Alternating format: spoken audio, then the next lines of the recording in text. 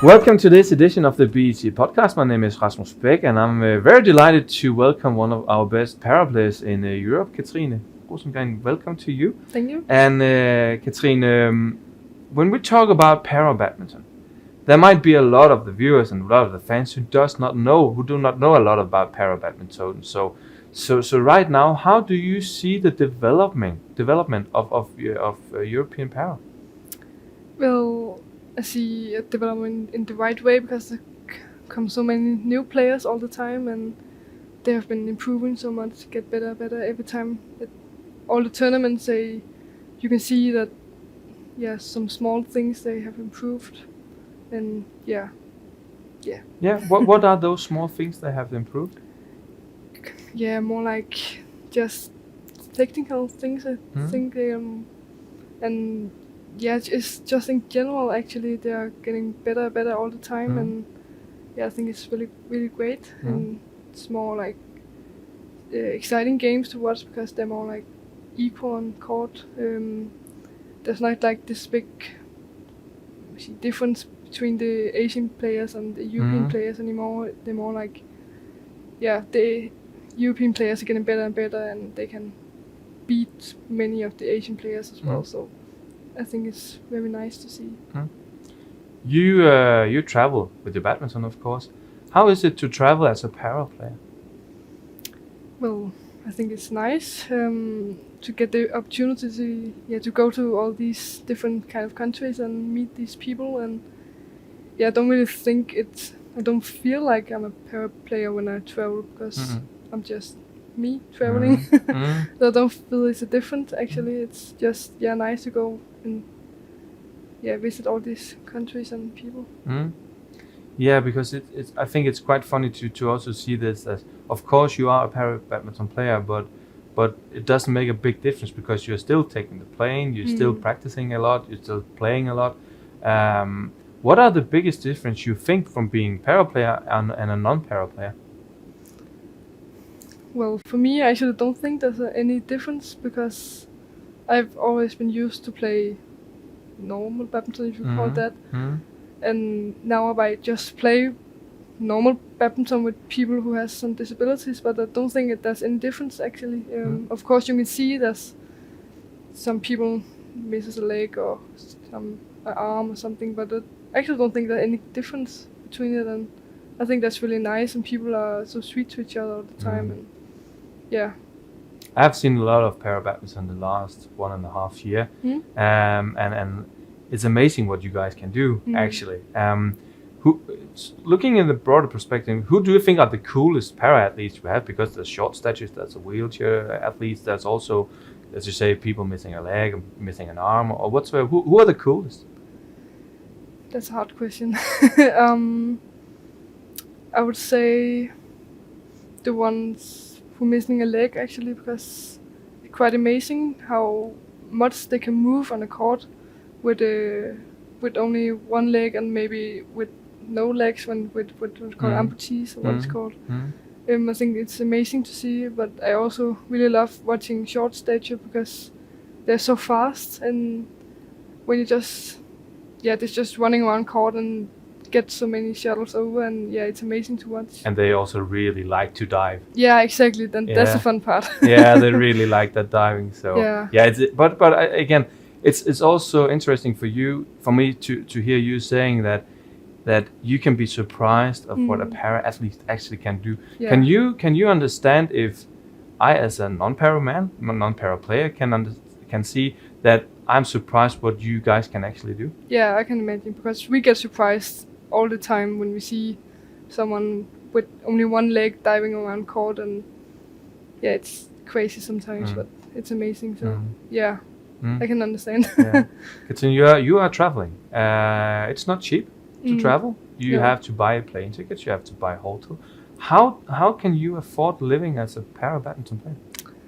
Well, right now we got a lot of funding from Badminton Denmark. We haven't played so much tournaments yet because it's very expensive. I really hope that we can get some more funding, because next year it will be very expensive. We have, I think, 10 tournaments around the world, so right now we don't have any problems, but I think we will get problems if we don't get some sponsors. Do you have a sponsor?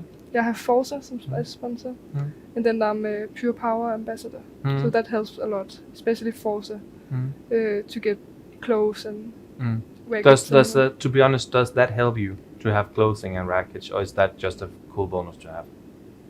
Well, it is a cool bonus, but I think it helps me actually, because without rackets and without bags, then I wouldn't come around the world, and then I would have to use my own money I earn at work, and then it would just be too expensive in the end if I have to buy all clothes, shoes, and everything by myself. So it is really the sponsors that help us through this. Otherwise, we couldn't do it. No, that's great to hear that you have some support. Yeah. Cathrine, we also invited you to these recordings because a lot of people who we speak to are actually saying that Cathrine might be doing good at the Paralympics in 2020. What are your thoughts around the Paralympics? Well, I'm very excited. It's going to be tough to qualify because of the qualifications. They are a bit weird, but yeah, please enlighten me a bit on this. Yeah, actually, there's no one who really understands them. It's kind of like in singles. If you have to qualify in singles, you have to be either the best or the second best in the world. Otherwise, you can't be qualified, because they're qualifying from mixed double and doubles before singles, because we don't have so many slots for women. Yeah, so I guess I have to be in world number 1 or 2 to be qualified for singles. Is that realistic?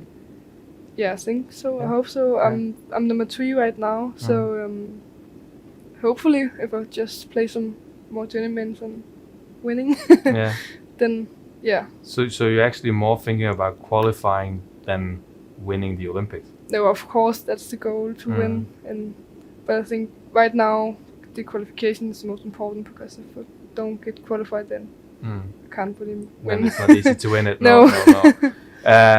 Cathrine, you are a pro athlete. You train like a pro. You travel like a pro. You might also have some professional goals. Of course, a dream to win Paralympics for you. But what are the other goals that you can set as a para player? Well, it is to show the world the sport, and also just people around the world who doesn't play badminton, and just to see that people with handicap isn't less good than people without, because we can do as much as everybody else can, and we will see how we are as cool as you are, because we can do many other things, and maybe, in our own way, maybe kind even of cooler, would somebody say? Yeah, in some points maybe. Is it important for you to be an ambassador for this sport? Yeah, it is actually. I'm very glad about being that, because I've always loved playing badminton, and I've always played at what's called normal badminton, or what it is. So I'm really glad that now when I'm playing para badminton, I'm an ambassador, especially from Denmark and Europe maybe. I'm really happy about that. And we are in Europe proud of you, Cathrine. You need to know that, because of course it's also putting yourself on the spot when you have a disability. It is. And to show that I have a disability, but I still love to do my sport. Cathrine, you said earlier that it seems like everybody's nice to each other at the para circuit, and when you go to the para international events. How do you think? Why do you think that the environment around the para badminton is like that? Well, I guess it's always been like that. People are just more open to each other when they have a disability. They don't kind of judge people when they meet them. They actually want to get to know them, and maybe some people got their disability by accident and want to know how and why, and they're just more open for friendship. And maybe I don't know, it's difficult to say, because I think they are in professional normal badminton. I think there are some good friendship as well across countries, but I just think in parasport it's more, you see it more maybe because people want to show everyone that this one big family maybe. Of course, when you go at the venue for a para event, you are like everybody else. If you go to an event like Denmark Open or French Open or wherever, do people stop you and say, hi, I know that you're a para player, but what is actually your disability? No, I've never tried that actually. No. Well, sometimes in Denmark, when people have heard about me, they ask me, but not around the world yet. No. How does it feel to get those kind of questions? I feel okay about it, but I think it's because, I've been asked these questions my whole life, so I'm used to it. It's nothing new for you. No, exactly, and I don't feel insecure about it, so it doesn't really matter to me. People can ask me if they want to. And can you actually also put it this way, that the disability that you have since you were born, basically, also helped you to become that ambassador that you actually are today, and that's something to be proud of instead of something that's an issue? Yeah, I think it's very good for me that I had it from when I was born, because then I got more used to it than maybe other people got, and I have lived with it with my whole life and found my own ways to do things. So it's not something new that I have to learn how to do and what to do about. So I really think this helps that I've always been used to it, and it's nothing new for me. So What's the best about being a para player? That might be the friendships around the world, I think. What's the toughest? It was the decision, I would say, about choosing to play or not to play. Okay, please tell me a bit about that. Yes, as you said before earlier, that it's you got like, when you just say yes, I want to play para badminton when you haven't done, then it's like, okay, you're a para player instead of just being a badminton player. So I think that was the toughest. When did you decide to? How old was you when you decided to play para badminton? I was 17, I think. So you were in the teenage age. Yeah, exactly. Was that even harder, do you think, because you were, of course, in the position in your life where everybody is insecure? Yeah. And also to take that step? Yeah, I think so. When I was in high school, so I suddenly have to travel a lot, and it was in my second year, so it was the toughest year, and then I had to play badminton as well, para badminton as well. So and I didn't want people to judge me, because they've always seen me as normal, or what you call it, and then suddenly could call me a disabled people. Person. That was hard, but. Do you regret it? No, not at all. It's the best decision I've ever made, actually. So I'm really glad about it. Cathrine, I think that's the perfect way to wrap this one up, to be honest. Thank you very much for coming, and good luck on the qualification, and hopefully also for the Paralympics in 2020. Thank you very much for stopping by and listening to this interesting story from Cathrine. Stay tuned for another episode of the BEC podcast very soon, coming to you. Thank you very much.